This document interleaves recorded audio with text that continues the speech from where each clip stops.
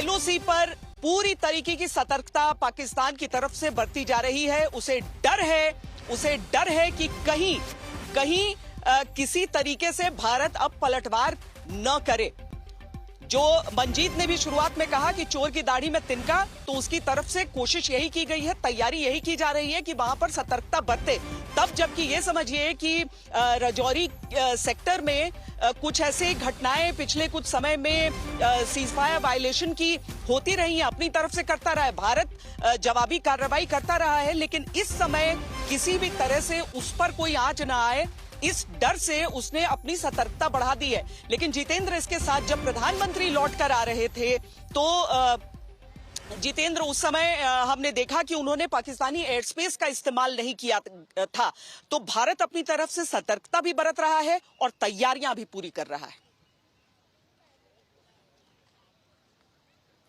बिल्कुल श्वेता, जिस तरीके से जब प्रधानमंत्री जेड्डा से वहां से वापस आ रहे थे तो उस दौरान उन्होंने वापसी में अपना जो है जो पाकिस्तान का एयर स्पेस है उसका इस्तेमाल नहीं किया। हालांकि जाते समय जब उसी एयर स्पेस से गए थे यूएई के लिए, तो इस तरीके की जानकारी मिल रही। लेकिन पाकिस्तान जिस तरीके से वहां पर उसने एलओसी पर सतर्कता बढ़ाई है, उसको इस बात का डर है, उसको इस बात का खौफ है, क्योंकि जब उरी अटैक पाकिस्तान की तरफ से वहां से किया गया था, पूरा उसमें पाकिस्तानी खुफिया एजेंसी आईएसआई उसमें थी, तो उसके बाद सर्जिकल स्ट्राइक हुआ और जब पुलवामा हमला हुआ तो उसके बाद एयर स्ट्राइक हुआ। तो उसको इस बात की आशंका लगती है श्वेता कि कहीं भारत कोई बड़ा पलटवार न करे। लेकिन सबसे बड़ी बात यह है कि पाकिस्तान जो है कभी भी इस बात को लेकर के वो मानता नहीं है, क्योंकि वहां पर लॉन्चिंग पैड पहले से मौजूद है। पाक अधिकृत कश्मीर में वहां से आतंकी घुसपैठ कराए जाते हैं, ये जगजाहिर है और सारी दुनिया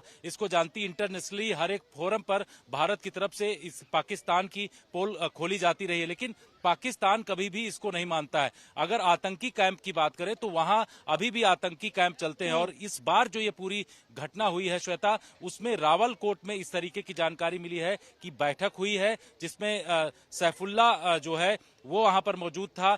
इसके साथ साथ 2 लश्कर तैयबा के और कमांडर मौजूद थे, वहां से निर्देश मिल रहे थे, इस तरीके की जानकारी मिल रही। तो भारतीय एजेंसियां इनको छोड़ने वाली नहीं है। ये जो भी आतंकी हैं, अगर इस तरीके का उन्होंने छिप करके ये पूरा वार किया है तो उनके पीछे एजेंसियां लग चुकी है।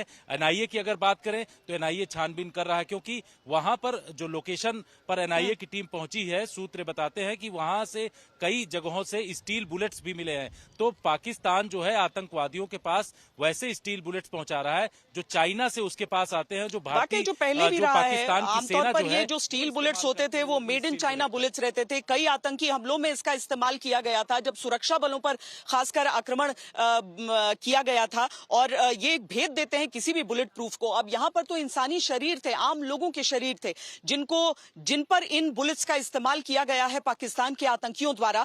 आपको हम कुछ और बड़ी खबरें भी देते हैं, जो कि चूंकि सुरक्षा एजेंसियां जो है वो पूरी तरीके से सतर्क हो गई हैं और जो सरहद पार हो, यानी लाइन ऑफ कंट्रोल के उस पार हो, या कश्मीर के इलाके में कितने आतंकी हैं, कहां पर हैं लॉन्च पैड्स, इसको लेकर पूरी जानकारी सामने आई है। सूत्रों के अनुसार पाकिस्तान के कब्जे वाले कश्मीर में एलओसी के पास 42 टेररिस्ट लॉन्च पैड्स अभी एक्टिव बताए जा रहे हैं। 110 से 130 आतंकियों का दावा है कि इन लॉन्च पैड्स पर मौजूदगी है, जबकि कश्मीर के भीतर 70 से 75 आतंकी बताए जा रहे हैं, जबकि 60 से 65 आतंकी जम्मू, राजौरी, पुंछ में एक्टिव हैं। खबर यह भी है कि 115 आतंकी इनमें पाकिस्तानी हैं।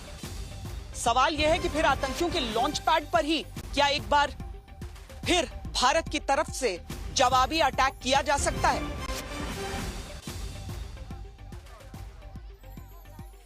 मंजीत, क्या ये गुंजाइश है और क्या यही डर है कि पाकिस्तान इस तरह की सतर्कता दिखा कर रखने की कोशिश कर रहा है? बिल्कुल, पाकिस्तान ने जिस तरह से अभी भारत में इस हमले का आकलन ही किया जा रहा है और उसने एक तरह से अपने सेनाओं को अलर्ट किया है, सरहद पर हाई अलर्ट घोषित कर दिया है। और अपने पिछले कुछ दिनों में देखा कि पाकिस्तान की तरफ से सीज़फायर वायलेशन घटनाएं भी हुई, वो भी इस रणनीति का हिस्सा थी कि उसमें भारतीय सेनाओं को उलझाया जाए और उस बीच में घुसपैठ करा दी जाए। आपने देखा कि पिछले 2 मौक़ों पर प्रधानमंत्री नरेंद्र मोदी ने सेनाओं का इस्तेमाल करते हुए, चाहे सर्जिकल स्ट्राइक हो और उसके उसके बाद फिर भारतीय वायुसेना का इस्तेमाल करके बालाकोट एयर स्ट्राइक का इस्तेमाल किया था। तो अब जो आगे सरकार रणनीति बनाएगी, इस कैबिनेट की बैठक होगी। हालांकि इस तरह की रणनीति पर कोई खुले में हम लोग चर्चा नहीं कर सकते, लेकिन निश्चित तौर पर प्रधानमंत्री नरेंद्र मोदी जिस कमिटमेंट के लिए जाने जाते हैं उसमें अब सेनाएं ही आगे का रास्ता निकालेंगी। किस तरह के का विकल्प है, नौसेना का इस्तेमाल हो सकता है।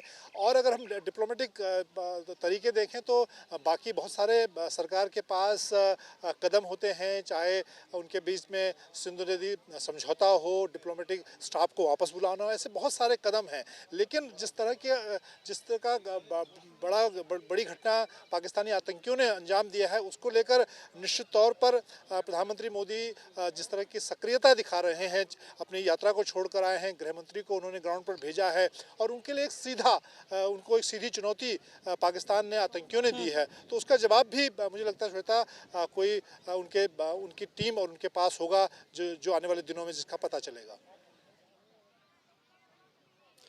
दरअसल एक एक हत्या जो की गई है, एक एक देशवासी जिसे हमने खोया है, एक एक पर्यटक जिस पर प्रहार किया गया है, वो पूरे देश को इतना दर्द दे गया है